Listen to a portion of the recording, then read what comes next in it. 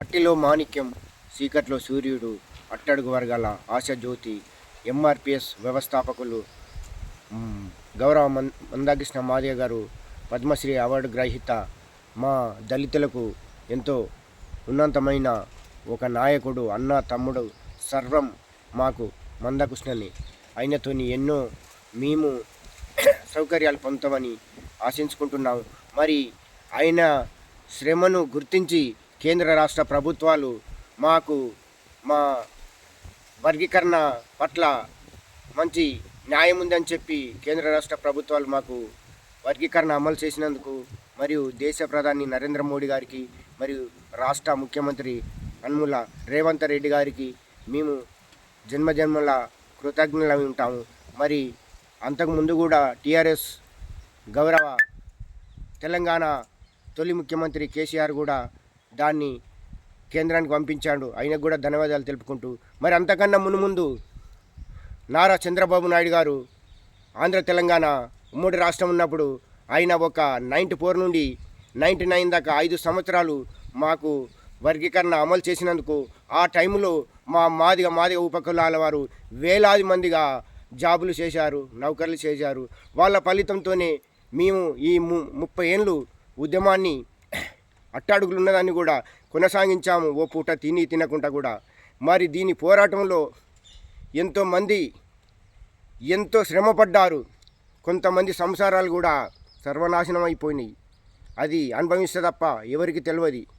మాదిగ బిడ్డలు నలిగిపోయి మరి నిన్నయ్యల సంబరాలు చేసుకుంటూ ఎంతో ఉత్సాహంగా కృష్ణన్నకు పాలాభిషేకాలు చేసుకుంటూ మరి గర్వపడుతున్నాము.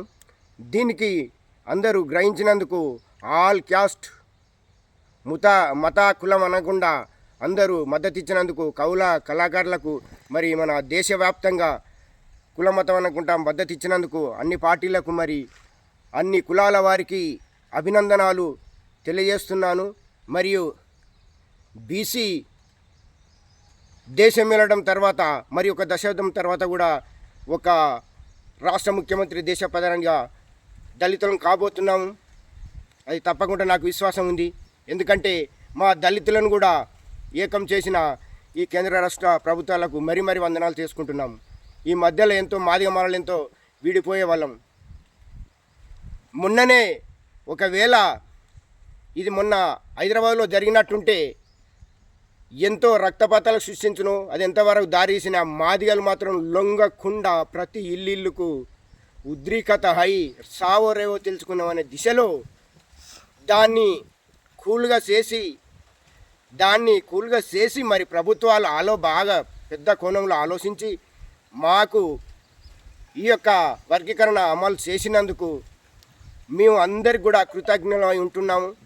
మరి దళిత సామాజిక వర్గంలో ఇంకా కూడా కొన్ని లోటుపోట్లు ఉన్నాయి. అవి అసెంబ్లీ పార్లమెంట్లో పెద్దలు చూసుకుంటారు. మరి మాకు కూడా ఇంకొక 9% కాకుండా 11% అయితే ఎంతో సంతోషించేవారం. అయినా దీన్ని కూడా ఇంకా పెద్దలు ఆలోచించి తప్పకుండా ఈ 2% పెంచి మాకు న్యాయం చేయాలని ప్రతి ఒక్కరిను అన్ని పార్టీలను టీఆర్ఎస్, బీజేపీ, కాంగ్రెస్ అందరినీ కోరుకుంటున్నాం. మరి మేధావులందరూ కూడా కోరుకుంటున్నాను. నా పేరు గంగాధర రఘు, ఎస్సీ డెవలప్మెంట్ జిల్లా జాయింట్ సెక్రటరీ, మరి దళిత హక్కుల పోరాట సమితి గంగాధర మండల అధ్యక్షుడిని.